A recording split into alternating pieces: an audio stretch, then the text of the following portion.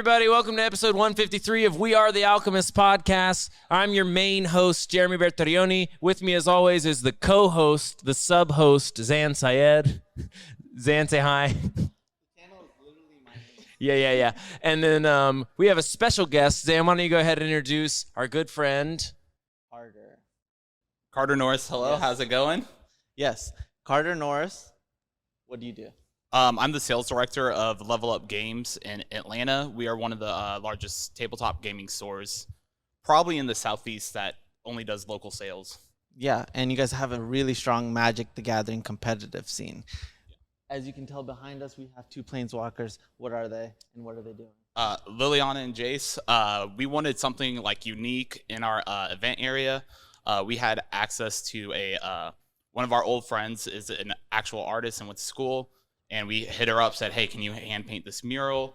Use these characters, kind of use the designs you like. And we just kind of left it all up to her, and she killed it. She did such a good job. Yeah. So this is actually our third podcast and our first in-person podcast. So, Jeremy, high five. we did it. We made it to real life. Yeah, I'm usually in LA. He's usually here in Atlanta. And through movie magic, it looks like we're in this store in Georgia. But really, we're in Zan's basement studio in Beverly Hills. No, we're not. We're actually here at Level Up Games. What's the city? Is it Beaver? Duluth. We're in Duluth. We're actually in Duluth right now. Yeah, we're in Duluth. So you guys should come check it out if you guys are in the area. You might see me if you guys come here within the next 2 weeks because this goes up on Monday. I found out about this store on TikTok. I was scrolling through TikTok, and then I found a TikTok where someone was like, yeah, this is just a typical Saturday in the largest game store in Georgia. And I was like, oh, it's like the one I haven't been to. That's crazy. And now I'm here recording, which is not what I thought I'd be doing the first time I came in here. I thought I'd be playing an RCQ or doing stand-up comedy. You guys have any RCQs coming up? I know you guys had one this past weekend. We just had one. I believe I have one in August. We have a second location in Athens, which is where University of Georgia is. So we're half a mile from the campus. And then my next Duluth one, we're premium, so we get 2 RCQs here. Oh, man. So I believe it's September. Oh, dang. Okay. I don't think I'm gonna be here. Book a flight. but maybe. Yeah. Let's see how these podcasts play out. Maybe I'll stay in Atlanta longer. Let's see how these podcasts go. That'll change my life. And this third episode of a podcast, if it goes well, then I won't get under a van and let it roll over my head. No, and if so I you might keep come into getting interesting guests, you know? Yeah. A podcast can't change your. It's not like fast form content. It can't change your life overnight. It's a slow moving thing, right? Like Joe Rogan's on his 1850 episode, and he's been doing it for the past decade. Carter, a lot of people have been asking me how did you get into Magic? Like, around when, and like who told you about Magic? I got in about Return to Ravnica. I was in high school, and some buddies were like, hey, let's just play some Magic. I was playing super casual. It was like Innistrad RTR block. Yep. And I made a very shitty werewolf deck. Ooh. And I couldn't afford Huntmaster, so I was just Emberwolfing to lock them on the werewolf side. Who needs Hunt Masters? All right, we got Emberwolf. We got Pyreheart Wolf. Okay, we're giving him Menace before Menace was even a thing. True. This card has Undying. Undying, let's go. Oh my god. So, all right. So, what was your first store? The first store I worked at was a Tower Game Center. No. What was your first store that you played at? Tower Game Center. Oh, you started at Tower. I started there and worked there. That's crazy. There. Yeah. Okay. Tower Game Center in Swanee. Yeah. I went there for F&M. Their prize payout was kind of top heavy, but it was all like standard packs, which was great for a new player. It wasn't like casual REL because there was people that would grind and play, but I would say it was a good mix between competitive and casual where people will play tier 1 decks, but it's very hey, I made a mistake, all right, I'll let you take it back, it's a F&M, no one cares. And that kind of fostered a really good community and kept me engaged in Magic because I was able to play against some of the best decks, and even though I was a kid and couldn't afford it, I could still win packs back then when packs were exciting. Win, because it's you could open value out of it. Yeah, I mean that was bonfire time, right? Yeah. Bonfire of the Dam and stuff. My first pack I opened was a foil Thundermaw Hellkite. Nice. So that That was a lot. Yeah. It was like $80, right? Yeah. Yeah. I have my price memory here being kind of, everyone's like, is Jeremy okay? Like, I don't think he should know how much this foil Thundermaw Hellkite was. And then I played it unsleeved, let a friend borrow it, and it looked like it got ran over 3 times. Oh my god. Oh my god. That reminds me of like the first Pokemon I ever pulled. It was a foil Zapdos. Ooh. Yeah. When Pokemon first came out here in the US. Yeah. Yeah, and that thing I couldn't give it away for free if I wanted to. It was so destroyed. Yeah. And yeah, I mean that's just what happens to your first cards. You don't realize how much value you're giving up. You don't value it as much. But so the Atlanta scene is really unique because I was able to play for free the entire time, which was completely unheard of, right? Like I built my entire collection off of store credit. Yes. And I remember there was a moment where I was playing in my first invitational that was going to be here in Atlanta. And it was going to be Legacy and Standard, I think. Okay. And basically, I didn't have a Legacy deck. And so what I did was I mapped out all the stores in Atlanta and basically went to go play every single day of the week for 2 weeks straight. Yeah. We used to have. Yeah, you could hit a store every night. It was nuts when you and I were grinding in Atlanta. Yeah. Yeah, that was like one of the most insane experiences because I ended up like not losing for 2 weeks. Also, they had this option of not splitting, so Correct. people hated me, but it allowed me to build my legacy deck. People hated me. In this free tournament, would you like to split $10 to credit? And Zan's like, no. No, dude. Absolutely I'm not wasting not. 3 hours for $10. No, I got a deck to build. It was actually like a $200 tournament. Oh, really? Yeah, there was one here at Waste. There was one at it wasn't called Wasteland at the time. What was it called? Titan. No, No, not that. it was called something else. One up. Well, like what Wasteland formerly was? Yeah. Gaming Pit? Oh yeah, Gaming Pit. Yeah. So at the Gaming Pit and then Super Games. Yep. Right. So they had a $200 tournament on Sunday, and so you can no split and get the full 200. Basically, just wipe everybody clean. Yep, I remember those. Yeah. So basically, back then it was like way more towards the competitive player. If someone wanted to take everybody's money and not be the nice guy and split every time, they could do that. Yeah. And kind of piggyback off what you said, like Commander was not a thing. Yeah. Like people would play or EDH at the time. They would be in the corner of the store playing EDH, and like now the competitive players are sitting in the corner. Like it is nuts. Yeah, it's crazy how times have like completely changed. The competitive player is almost non-existent or frowned upon. Yeah. Wanting to win is a bad thing. It is. I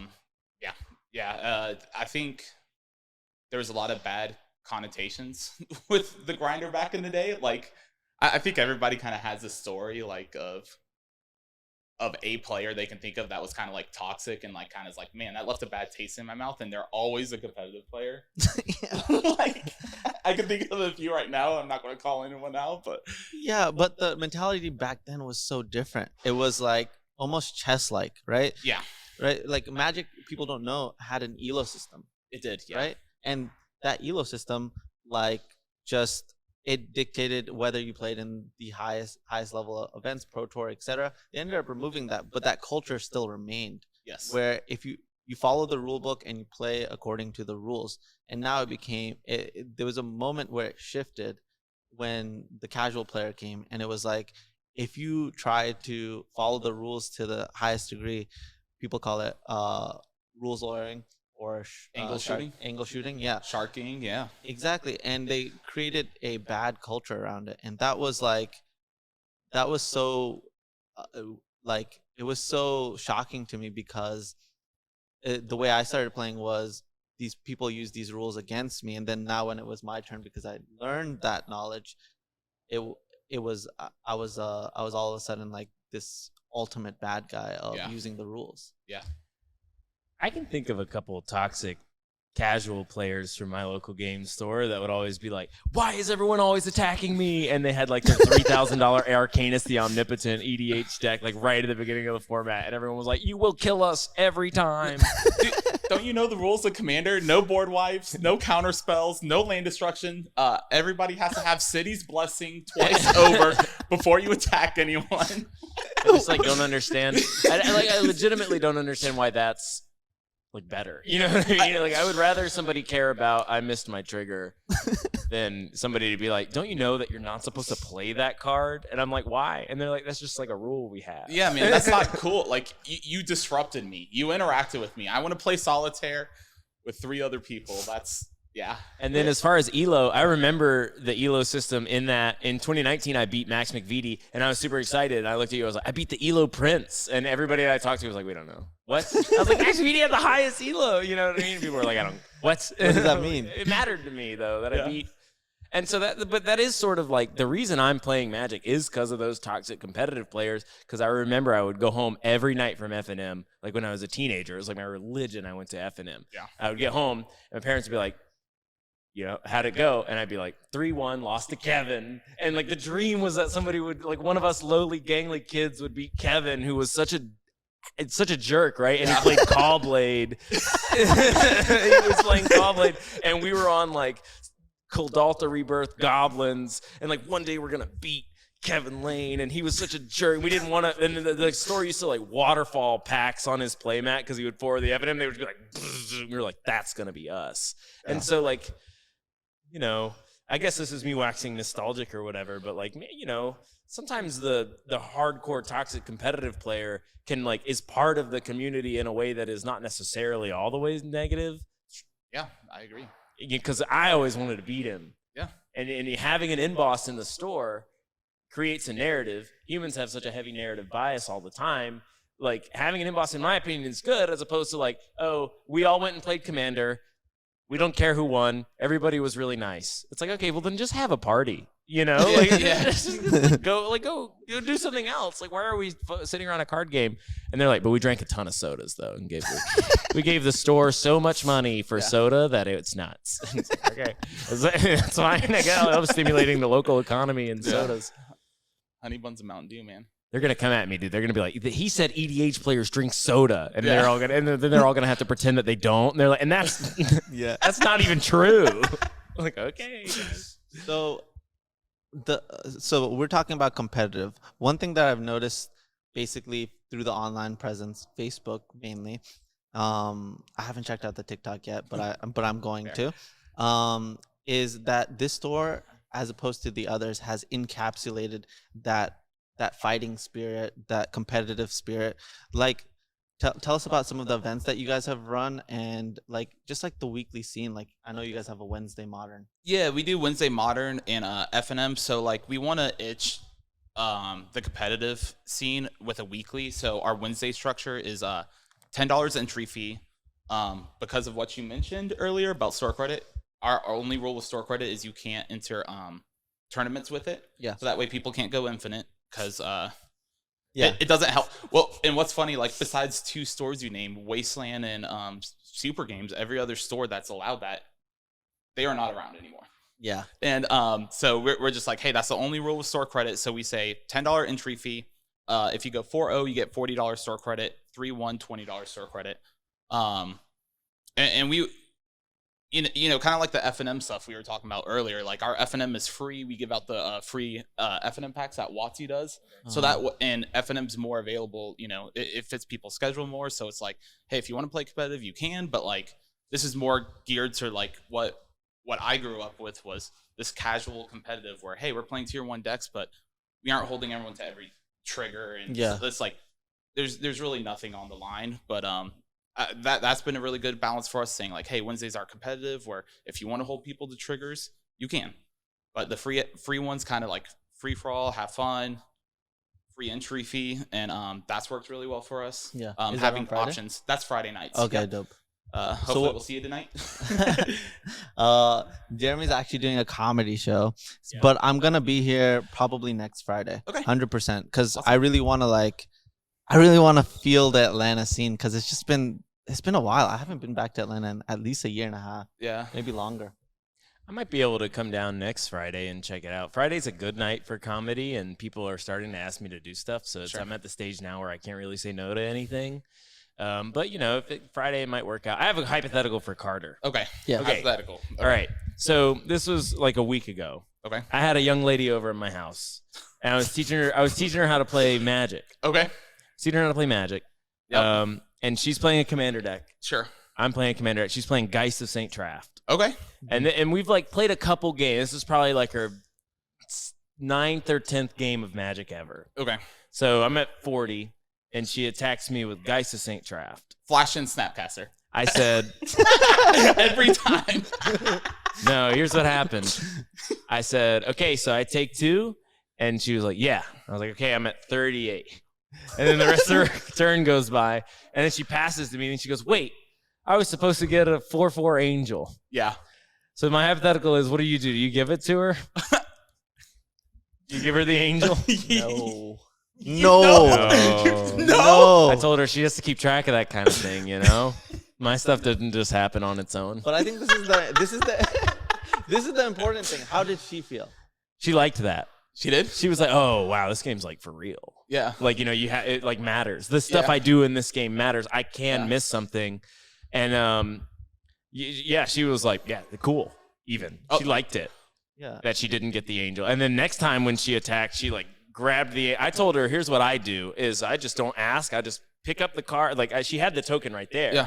Pick it up, slam it into play. Oh, yeah. Don't, attack you with Geist of St. Traft. Bam. There's the angel. Yeah. Yeah. Make it obvious. And so then she did that the next time, like literally the next turn, because it's commander, so I have no way of I'm gonna get hit by Geist of St. Traft Yeah. for the rest of my life. So I got the first one for free, Yeah. the first take 2. But I just think that's an interesting, like, what? So you give her the angel. I'd probably, yeah. And this is something we'll talk about later, but like even in comp Flesh and Blood, somebody says, hey, I missed a trigger. And I say, I'll tell them in a comp event, I said, if I give this to you, you do not get another one, and I get a take back. Mm-hmm. I said, Oh. and then after that, they miss another one. I said, I gave you your warning. So, so I would say, hey, you're new. You get the angel. This is something you can miss, but hey, man, if she's down with it, then She liked it.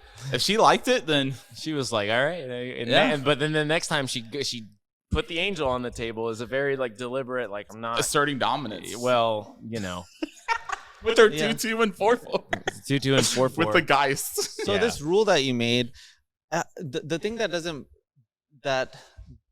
if that's like within the rules, that first mistake it goes right, then I totally get it. But how do you know that person is gonna let you have it when you make a mistake initially, right? I don't, but also like the Flesh and Blood community is pretty tight knit. So Yeah. like, oh yeah, we go up to our buddies and we're like, dude, this guy just totally screwed me over. Or Yeah, you're creating like a social you're creating like this weird social dynamic where now this person is an outcast. They were just trying to follow the rules, like yeah, like you aren't following the rules if you don't do the gentleman thing back. Like, but it also but you're depends. creating a rule. It depends on the event too. Like Yeah. if it's round 1, round 2 of a 7-round event, and it's like someone's like, "Hey, I forgot to do my upkeep thing." Yeah. Like, Okay, so let's go into a scenario where it didn't apply. Okay? So a perfect scenario is we're gonna go to Magic because I haven't Sure. played Fab yet. Yeah. Is when it's mono red versus mono red. It's Okay. PVDDR versus Yam. Yam Wing Chun. Yes. Yeah. Um, Was this the Hazaret thing? Yes. Neat. well, that was in the Pro Tour, right? that was in the Pro Tour. You know better, but I'm talking about like a local weekly, like I'm more so talking about any event that awards you Planeswalker points, right? Like, is the weekly tournament award you? yes, it does, but like Zan's like, so it's a Pro Tour. So it depends on the person. I'll feel them out, but it's like if it's like round 1 of an IQ, Yeah. where it's like we paid $20, there's a little on the line, not that much, like. Yeah. Like it depends on the person. If I know them, I'm like, hey, you could take this back. Like there was recently at WinCon, I was at a 1K I was playing Living In, and this blue-red guy, I violent outbursts. Yeah. He flusterstorms by violent outbursts, and I know this person, and I'm like 1-2, and I'm like, dude, there's no way I'm going to top 8 either way. Yeah. But I was like, I'm never going to let you do this again.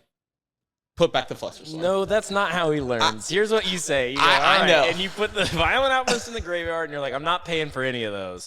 Yeah. I'm But gonna as a cascade player, now. you know you have no like we know our tiebreakers. Okay. There's no chance of top 8ing. So it's even more important to be like, here's where you're going to learn not to flusterstorm my green-red instant.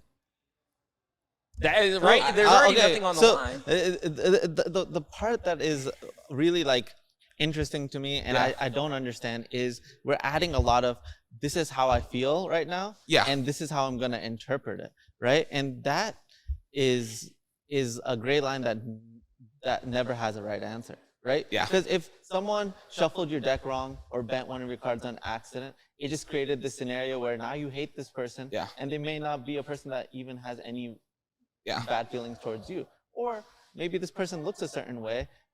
Every person is going to not give them the benefit of the doubt. It's not their fault they have a resting bitch face. They Yeah. just do. Yeah. So moving on from that, I do want to say, so my stance on it now is different, but I think it's for me. It's that, like, since I stream Magic on the regular, and I feel like I have like I'm no longer a competitive player. I completely took it out. Yeah. But I have been rules lawyered in multiple occasions where I didn't, like, this person made 3 mistakes, which I could have done something. Sure. I said, no, I let it go. I didn't necessarily make a mistake, but it's a place where you can rules lawyer. Mhm. And they rules lawyered it, and it cost us, it was in the finals of a tournament. Wow. Yeah. Right? And so that's where I'm like, okay, if I wanted to win this tournament, I would have won the first time, the second time, Yeah. the third Yeah. You time. would have got him. Yeah. Yeah, but since I made this conscious decision that my position is what dictates what the way I have to treat this, I'm not allowed to treat it because it may be perceived in a weird way because the community has not chosen to follow the rules. They've taken a moral thing. Yeah. It has put me in this spot where I have now lost probably 10 to 15% of win equity by not being able to play by the rules. Yeah. Yeah. No, and I get that too. And I was going to bring up, like, everywhere I go, Atlanta's a tight niche community, and it's like anything I do say or like how that's kind of where I go, like the casual competitive, like, hey, I'll let you have this once, but I'm holding you to it because I represent Level Up, and it's like there's been so many people that are like, when I'm going to these tournaments, I'm playing, I'm kind of, having fun, but it's also like networking, like, hey, this is how I present myself, this is how I present my store, my brand. And I knew that's why you were doing it, and I was like, all right, let's feel this out. Yeah. Because I know you're doing it because you're representative of this, and you can't afford to win even if you are following the rules. Yeah, and then if it's a top 8 and there's something on the line, it's like, hey, we've gotten to this part, I'm going to hold you to it, because if you're top 8ing a 80, 100 person 1K, sometimes there's lucky, but I would say 90% of the time it's not an accident.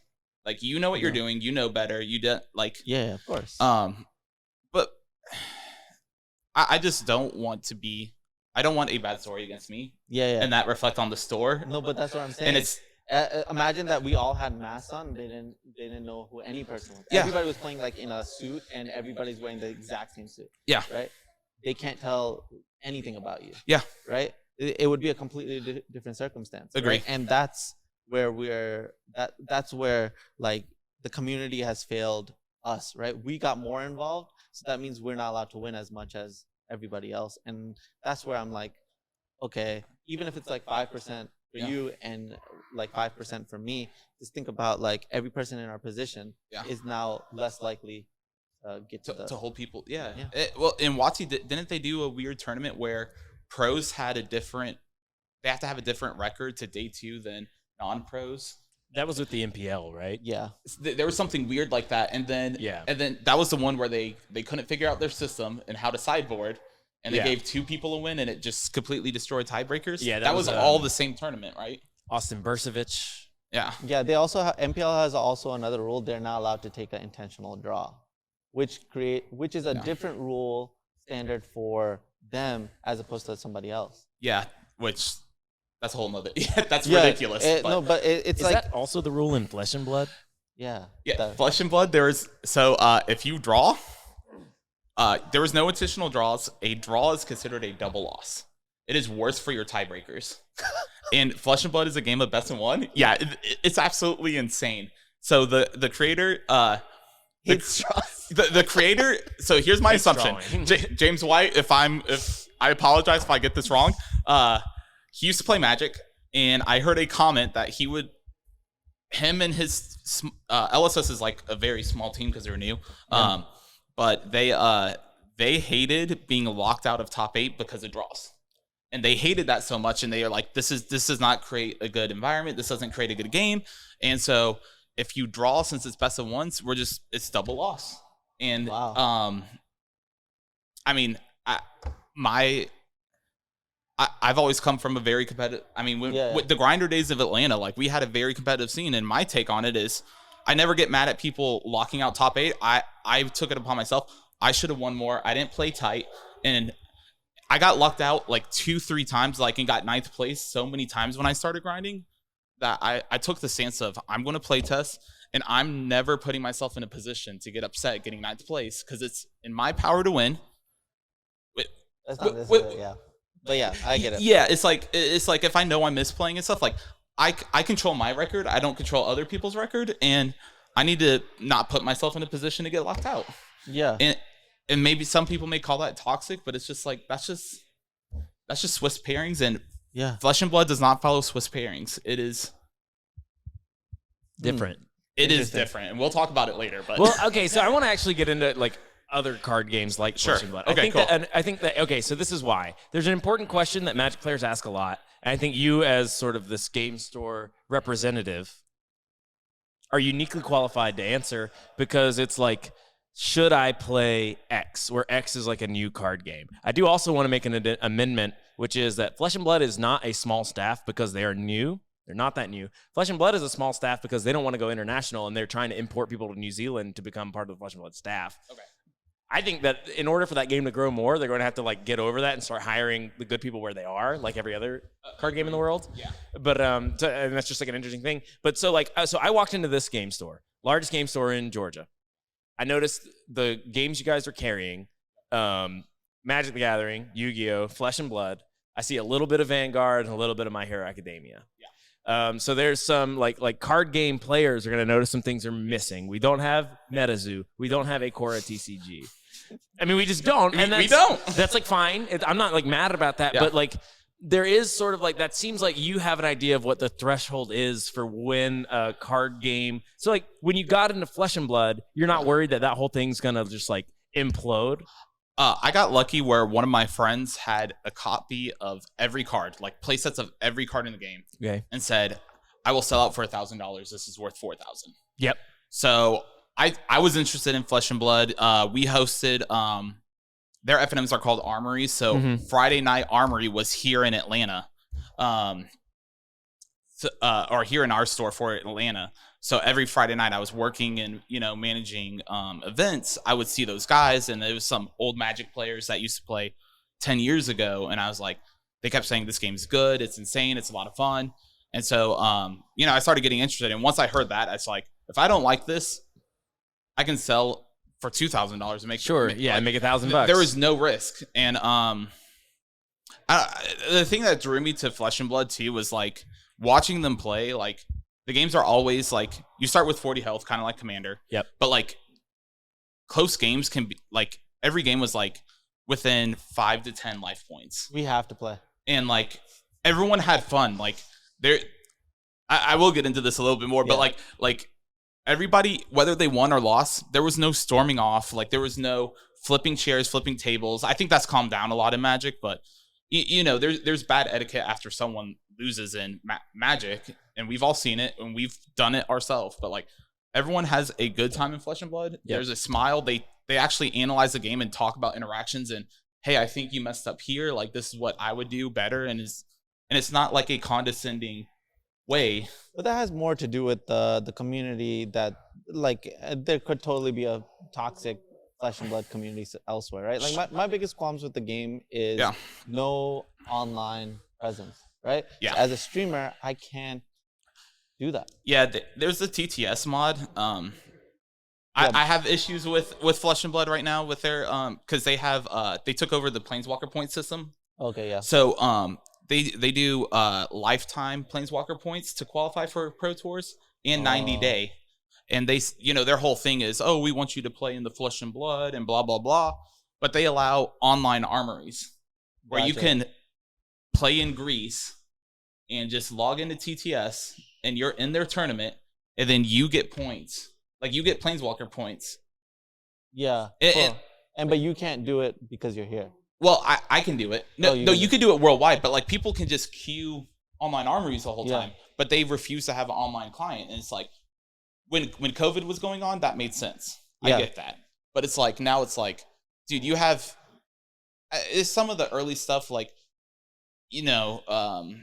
what's his name? Bob, the person they made Dark Confidant after, where there was a lot of controversy where he was Bob Meyer? Yeah, where he was he was faking events, and like, you can't prove if they're actually playing or like or in they're grinding XP and stuff. And it's like, how are you gonna gatekeep people, like saying, oh, the game's supposed to be in Flesh and Blood, in person, we aren't going to support an online client, but you allow people to do online FNMs and grind points. I mean, the reality of the situation is, if they're going to compete against Magic, they're going to have an online client eventually. Because, like, honestly, the way resources are being like allocated, there is no way that Flesh and Blood can keep up with this amount of paper product. Yeah. It's not possible. It's tough, yeah. Magic just took away a couple of languages. Yeah, they did. Yeah. They took away Chinese. They took away not simplified Chinese, right? Traditional. Yeah, they took away traditional Chinese, but they kept They took away like 5 languages. I heard about that, yeah. I don't remember all the languages. I felt like they kept Japanese, Spanish, and English. I don't think they kept anything else. I can't remember. I saw something that languages were going to get taken, certain languages. Yeah, they just announced it like 3 days ago. Yeah. But Wizards, who's kind of ahead on like the business model of things. Yeah. Right. They're doing it because they know how much the cost is going to be 1 year from now. Yeah. And they can't sustain it. Right. Yeah. So that Fab, who has limited resources, is going to experience some type of same wave. You're dealing with a huge economy of scale issue where they need to be making X per store that they're in, and that is really bad. And then there's a sentiment among players now, let me know if you've heard this, which is like, if you didn't get into Flesh and Blood during the pandemic, why would you get into it now? Like, it's over. There's some people that are like that, but I point out, I say, hey, like, Star City Games dropped their Magic coverage. They only do Flesh and Blood. Channel Fireball did the same thing while they were partnered with LSS. But they got bought out by TCG Player. Yeah, that's a whole nother. Yeah. But I mean, people were concerned. They made this actually really good product called history packs. So typically your Flesh and Blood box is $90. This one MSRP is around $110. Yep. You usually get 24 packs. In this history pack, you get 36 packs. So what they do, Flesh and Blood is kind of running into an issue where, like, if you want to buy into it without buying a collection, you have like 8 different sets to buy from. Yeah. But this history pack is supposed to fix that, where you can pull all the staples from all the sets. The only difference is their white border. So kind of like Chronicles, but without killing the value. Like, these white border cards are 15-20% cheaper than the original printing. Ooh, time to get into Flesh and Blood. They have a cheaper version. I mean, the scariest thing is the scariest thing that I've noticed is, like, the part that I keep up with is what they're doing competitively, the systems that they're incorporating. Yeah. And I 100% believe that Magic didn't do the right thing every step of the way. Agreed. But the only place that they're borrowing from is Magic. And that is a problem, because I've always found that if a game is truly going to be competitive, then they have to cut more of the variance / gambling, right? Yeah. Essentially, like buying a pack is you're not getting the card that you need. And as a competitive player and with limited quantity, I can't even go to F&M and guarantee that I'm gonna have all the cards I need. Yeah. And you guys are like the biggest store in Atlanta. Yeah. Right? Atlanta is like the East Coast for card games is a mecca. We literally lived off of it. Distribution models are really tough, though. Let me ask you something. Monarch Sure. release. Did you guys sell out? Yeah, we sold out. We sold out. Oh, So wow. I'm in the largest game store ever. The Yeah. new set of Flesh and Blood is here. Yeah. I can't get any because Yeah. they sold it all to the Monarch people. This is because they can't afford to print as much because they built all this like during the impossible boom of the pandemic, which is Yeah. impossible to replicate. They can't afford to print to demand from then on because what they know and what we also always knew was that eventually that bubble's gonna pop. Like Monarch can't Yeah. keep happening for Flesh No. and Blood. I mean, I guess it could if the game was just like so nuts that you die when you play it. But Yeah. like, I guess it would just be that big. Yeah. But so even like with like card games have to deal with that economy of scale issue. Sure. Where they have to make X per store, and then they can't ramp up the printing to keep up with that. They almost have to grow slowly. Yeah. Which, with the economy the way it is, keeping up with inflation or whatever, they're almost like it's almost like a doomed proposition. So I guess the point of this conversation with you Sure. would be like, what is a sign that like an established Magic player should get into a game sort of outside of how good the game is? Because I feel like I shouldn't get into Flesh and Blood for at least another year or two to see if they handled this like sort of economy of scale issue well. Yeah. I think they had like so they introduced something called, they call it Fab 2.0. Mhm. So basically they got rid of first editions. They're doing the Pokemon model. Yep. So kind of like you said, or maybe Dan said, is that they're copying Magic. They aren't just copying Magic, they're copying Pokemon. They are taking notes from these different companies. And so like they got rid of the first edition and unlimited model because like you said, Monarch, there was a huge issue with first edition, and people started. A lot of it has to do with people like Rudy from Alpha Investments, like, just spec. Yeah. Buy first edition.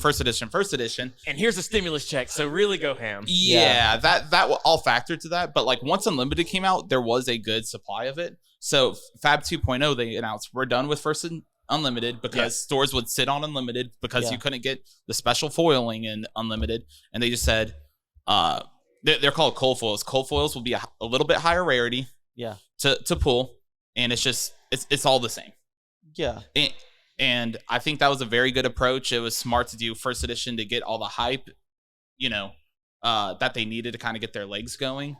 And it sucked as a store because like when you were locked into Unlimited, it's just like nobody really wants this stuff. Like they want it because they need the stuff, but it's not like your day one sales aren't going to be nuts on Unlimited because the set's been out for a month or two already. Mm-hmm. And that was another problem was like you would have a meta where you didn't have access to buy, like you said, these boxes, and you had to wait a month to get Unlimited. But you don't even know if you're gonna get the cards from there. And you aren't guaranteed. That's what made the community so tight though, was because there was. It went back to the old Magic days where people actually traded. And it kind of bonded people, but that is completely separate, right? Yeah. So I mean, Pokemon and Magic have been under the same management the entire time, right? Yeah. So their model is the same. What you can look at is two other important models that have been successful regardless of time and space. Sure. Right? And that's Hearthstone, right? And then on the other side, it's Yu-Gi-Oh, right? And then you can put Konami card games into one category. And I know Jeremy knows about a bunch of mini categories in those categories. But if you look at it like that, the answer usually lies within other games, not even games. It's even sports, and that's what I've kind of been waiting for. Is like they look at another like if they look at like League of Legends and they say we're not gonna restrict someone based off of how much money that they have because the creativity part is limited, right? Sure. If you can't have a single card because of whether it's cost or availability, then that means you can never you can never fulfill the thing that a card game is supposed to do, is like create something that no one's been able to create. Yeah. And that is the part that I've been looking for a card game to be like, we're going to make money a different way. But people keep doing the same thing and expect a different result. And what that's only going to create is a smaller niche community. And if that's what you're looking for, then Fab is the direction to go. Yeah. But if you're looking for a card game that changes the world, it cannot continue to get its audience to gamble and not be able to play the game at the full extent. So what you're describing reminds me a lot of the old LCG. Are you familiar with like Game of Thrones and Netrunner? Yeah. So for those that aren't aware, LCGs, how they work is, let's say like a base set is like $60, you get your core cards. Yeah. Every month they come out with a booster pack. Every booster pack's the same, and it's $15. Mm-hmm. So Netrunner was made by Richard Garfield, the creator of Magic. Yep. Really fun, cool, asymmetrical cyberpunk computer like game. Yeah, Tron, where you're hacking into evil corporations and stuff. Yep. So one person plays as a corp, one plays as a hacker. The problem they ran into after like 4 or 5 years was they had this like low entry fee to get into the game, but then after 4 years, that's 48 sets times 15. Like you're talking almost $1,000, and it's like, and then things are out of print. You can't get these certain packs anymore, and now you're playing a competitive game at a disadvantage because you can't get it. And then they try to reboot it, and it just destroyed it. Well, it has more to do with the pool of people that it keeps reaching back into. Richard Garfield is reaching back into the same pool and trying to take from Magic, take from Fab, take from all these places, right? So the thing is, there is majority of the world hasn't experienced card games before. Imagine when you were a kid and you saw Pokemon cards for the first time. You lost your fucking mind. True. Remember there were kids that were walking to Walmart and dying because they got hit by a car? I do not remember. What are you talking about? No, that's the thing. No, kids dying for Pokemon. When Pokemon base set came out, you can look this up. A kid was walking to Walmart to buy Pokemon base set. Okay. And literally got hit by a car. Like, but what does that have to do with Pokemon No, I'm base just saying set? that Pokemon's killing kids. All right. I'm basically saying that obsession. We've never been able to revisit it because they keep doing the same thing over and over and over again. Right? Yeah. The only time we saw that revamped and it went kind of more mainstream was with Hearthstone. But what was Hearthstone? Hearthstone was just Magic Light. Right? With a pretty UI. Huh? With the pretty UI, Exactly. Yeah, but they never updated that UI, but it ended up becoming it was beating League of Legends. Oh, Hearthstone was nuts. Blizzard. But card games are a fundamental of like everything. It's like, I think that it's the fundamental, it's a cross between learning and games. And basically what we've done is dip into the same pool that are not as excited, and they're tired of being tricked over and over again. Yeah. And they're looking for something that gives them that nostalgic feeling. And Fab does that perfectly. It does, yeah. Richard Garfield, what he did wasn't wrong. But what I 100% believe with the way the world is now is we need to combine different elements. Like there's an element in poker where you can make a living off the game. Yeah. And that was like the original thing about Magic for a very glimpse amount of time. And this new card game that doesn't exist right now needs to encapsulate that, right? Because if you sit across from your opponent and from the get-go, there's an option for you. Let's say you're on your phone. And you're like, I want to bet $5. The other person is betting $5. The model should be, okay, we take a percentage of that, like a PayPal fee. Yeah. Right? It's like such a minuscule amount, but can you imagine that if anybody could play $1 for $1 and you're taking like 1% of that, it's like a cent. Yeah. Right? But at the end of the day, the way they end up monetizing is by these transactions. And gambling laws don't apply anymore. Because first of all, the game would be higher than 60%, so that's way higher than like actual gambling, which would be like closer to 65%, right? So it's like a combination of these things that need to be addressed, and all the cards are available. Yeah. Right? But what's the distribution model, right? Because that's the issue that Flesh and Blood is having. It has to. The thing is, it needs to be mobile, right? Just think about it like this. India has never experienced Pokemon. Yeah. That's a billion people. That Bro, we literally have a racist set in Magic. yeah. You know Kaladesh? Yeah. You know what it means? No, I have no idea what it means. Desh means country, and Kala means black. It means country of black people. That's the most inaccurate statement ever. Yeah. Right? That's so ignorant. Right? They just basically They basically heard two words and just combined them together without looking at the history of one of the biggest and oldest countries to ever exist, right?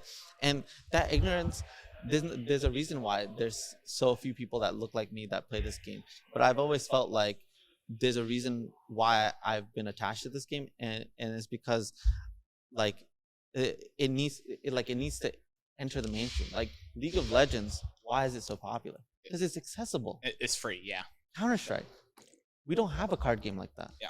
This is how every conversation with Zan goes, by the way. You're like, it'll be cool, we'll talk about cards. And then, like, earlier on, he was like, irregardless of space-time, you're dealing with concepts like eternity, you know? You're like, yeah. You're like, geez, dude, what do you want me to do right now? And you're like, you get everybody to gamble $5 on the game, and that's your distribution model. You're like, Zan, what? Kids are dying playing Pokemon, okay? Pokemon kills kids. Don't let your kids. Yeah, but something I want to touch. Something you said earlier about like Flesh and Blood not having an online client. This is kind of I don't know. When you reach out to me, I was like, I kind of want to pick your brain at this too. Yeah. You know, with Flesh and Blood, I made a huge post on the Flesh and Blood competitive. You know, you were kind of saying like, and this is coming from not playing that, Flesh and Blood needs an online client. I disagree, but that's because the competitive they are appealing to competitive players. Like they are taking Magic's old Pro Tours and kind of they're trying to do their best to say that, but like they capture people saying we're giving out $1 million like worth of prizes. So what was smart about it is when they're saying $1 million, they're considering the third party promo. So like if you win a GP, yeah, you get 10-15K, that's nothing to scoff at. That's really good. But your promo, they know it's worth 20 to 40K on third party market. And that goes kind of towards their prize pool when they're trying to entice people. But they are pulling like their target audience is like Yu-Gi-Oh players, Magic players, DBS, Final Fantasy. So like they're dealing with the competitive players.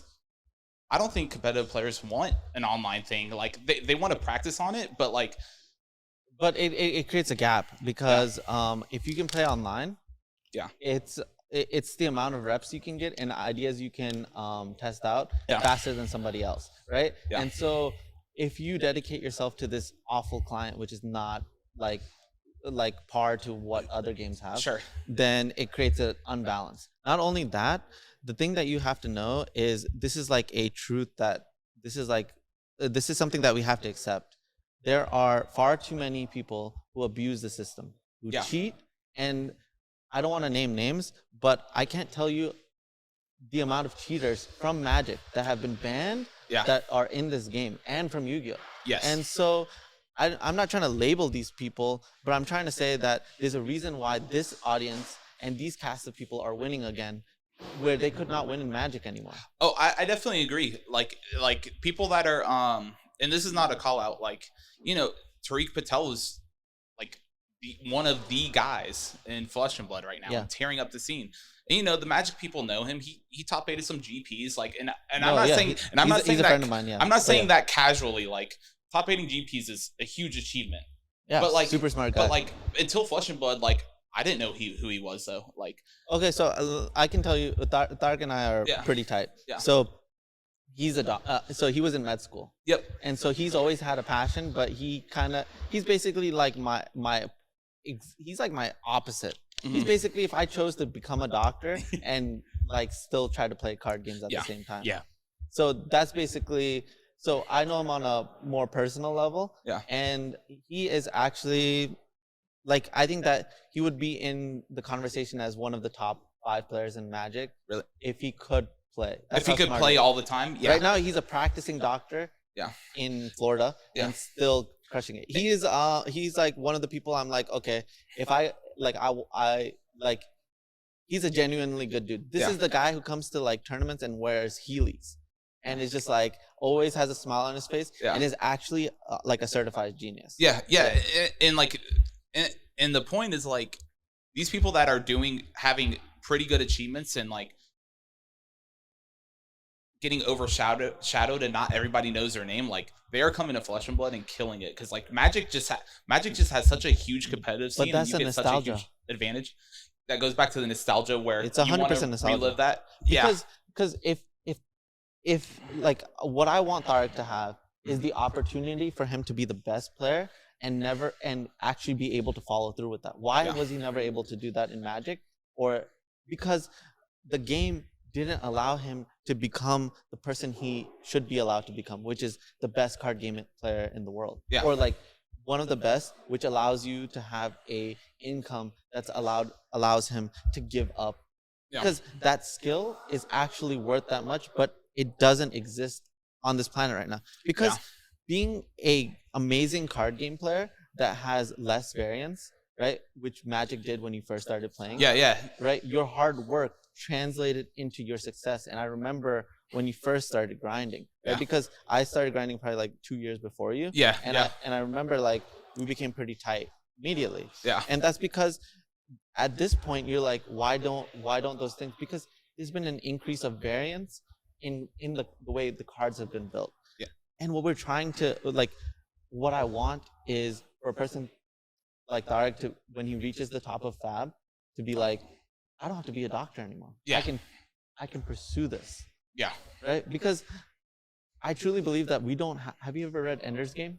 Have you read Ender's Game? I have not. You haven't read Ender's Game? Man, You read much? No, I'm just kidding. no, that's why I lose at card games, because I can't read the card. Can't read anything. Don't read anything. I haven't only read a need to card know in what it is. forever. You know what's crazy is I got way into MetaZoo. Hundreds of dollars have gone by. I haven't read one of those cards. It's all pictures, and I've won every game I've played. Yeah, man. His fundamentals are really strong. But Ender's Game That's all I is can a say about story Ender's about this kid who goes to an arcade Okay. and sets the high score for this arcade machine. Yeah. And it's like Galactic. Is that Galactica? It's the one where you're like shooting like asteroids. Yeah, Galaga, asteroids. Asteroids. Yeah. Anyways, he ends up Space setting Invaders? the high score for that. Yeah. And he ends up getting recruited into a space program because the way you got recruited into that space program was being exceptional at this game. Okay. And basically he's like you're put into like, imagine that you have like your like units, right? Mhm. And so he goes from unit to unit and people are like, oh, this kid is really small. And they're basically playing this like Quidditch style game.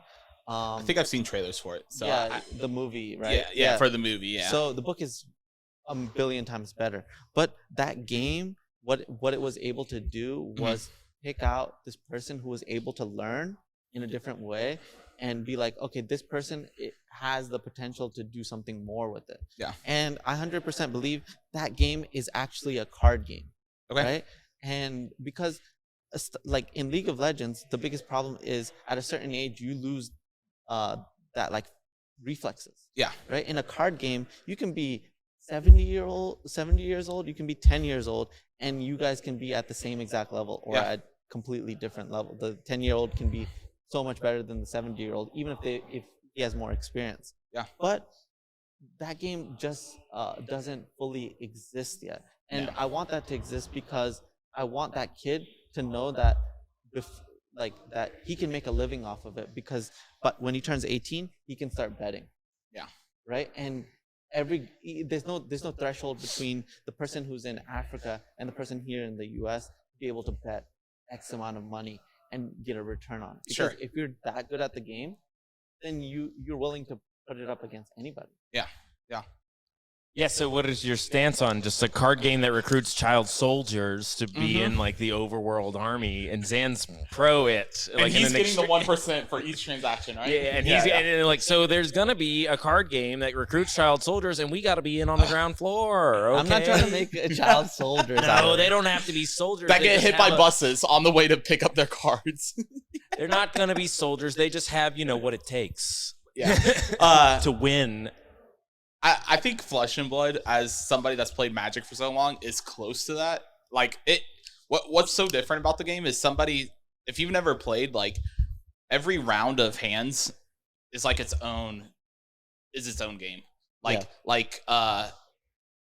As someone, I mean, you're making a lot of League reference. Like in this game, like I've never played a card game, board game. I used to play Warmahordes competitively by Privateer Press, and there's no game where tempo goes back and forth and swings back and forth. No. Like and in Magic, it's like turn 5, turn 6. You know, I'm excited. There's a certain point you're like, unless this person just misplays it or keeps drawing land, there's no way to lose. And like in Flesh and Blood, that's what makes it so exciting. Is like tempo goes back and forth. Like you can't tell who's gonna win. Like there was a GP where someone was in an unfavorable matchup. His name is Michael Hamilton. He's won 2 GPs. I know Michael Hamilton, and I have played many of them. He's the F1 guy, right? He's the guy who... He's always awkward. You know what? I'm thinking of Louis Hamilton. Oh. That's my bad. Louis Hamilton. So this guy's playing this deck where like he just is like, hey, you can only block with 1 resource. And I can attack for 10 damage. You have 40 health. The other guy's playing where I set up all these enchantments and they ping you for 1 and they reduce damage I take by 1. So it's like net 2. It's a net 2 gain. Yeah. So this guy has like 12, 16 of those enchantments out. Yeah. And you're in Hamilton's like 20-ish life and the guy's still like 30 plus and you're like, dude, there's no way he comes back from it. And so he came back, and it's like in Magic that would not happen. If you're that far ahead, you cannot. Well, so I'm going to tell you what happened there, and like I'm 99% sure this is what happened. So I know, like, I don't know him personally. Yeah. I have tried to talk to him. I feel like at GPs, but he's just like one of those secret ringers in Magic. Yeah. Right. Not really even secret. He has success in Magic. I feel like he has an open win. But anyways, he's floated around for a really long time. Yeah. Kind of a loner guy. But when there's no online client, there becomes an information gap, right? And so he has a huge advantage in that information gap, right? And so any player that he kind of cares about, or any meta that he cares about, like he has access to more information than the other person. And so he probably had already put answers in his deck to that specific enchantment style deck. Yeah. Right. And that's what allowed him to come back. Maybe it's like back to nature style, but probably not that busted, because that would be ridiculous. Not that. Yeah. But something close to that. And like, that's obviously me speculating, but that is kind of part of the problem. There should never be an information gap, and that information gap is always created because the game hasn't like distribute its resources like in the best way possible. There's no knock at the game. Oh, sure. Yeah. I'm super excited to play it, and I'm gonna play with you right after. Like, I really want to play like this week. We gotta play this week. 100%. But it's just like if those are not, if they're addressing these problems in a completely different way, or he came up with something, there's something within the game that allowed him to get out of it that's not an information gap, I would be literally shocked. Right, like it's almost like the game would have to happen in a fundamentally such a different way. But also, you can just look at the data. The data is that they're basically Magic from like 10 years ago. Yeah, and the card pool's very small too. So like, they haven't had enough time to make mistakes. Yeah, so there's definitely a difference, like the information gap where people are playtesting, and there's these there's playtesting hubs. Yeah. Where those guys, they know, but they play like 10, 15 games a day, and which is that's a lot because the games can take 20 to 50 minutes. So is there a time limit?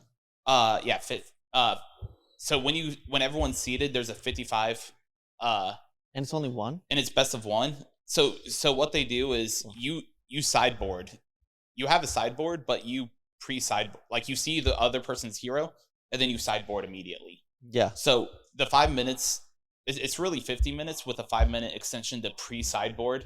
Yeah. So that way you can get set, do life total, see who goes first, pre-sideboard. It's 50 minutes. We'll get into that later. All right. So we're almost out of time. Okay. It's basically just 2 more questions. Okay.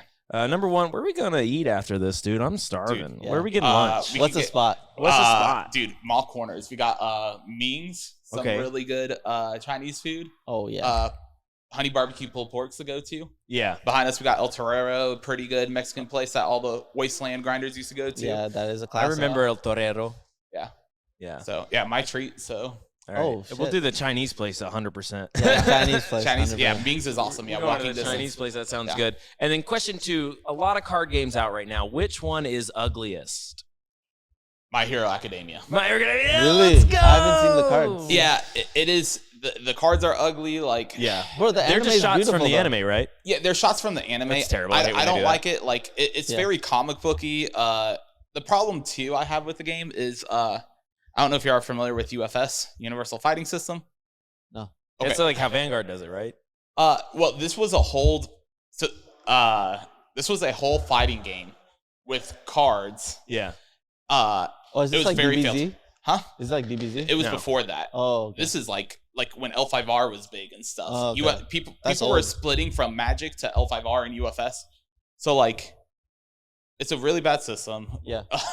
Yeah. So what UFS did is they promised millions of dollars for the Pro Tour, and then they promised too much prize money and went Yeah. bankrupt and didn't pay Yeah. a lot of it out. So So it's like Artifact, but before Artifact. I'm not familiar with Artifact. Oh, It it's is- the Elder it is Scrolls like card game, Artifact. yeah. Is it? Yeah. But like, so what they did, they just literally copied the system and just threw My Hero in there, and it's just like, That's the problem. Our space no longer has enough innovation.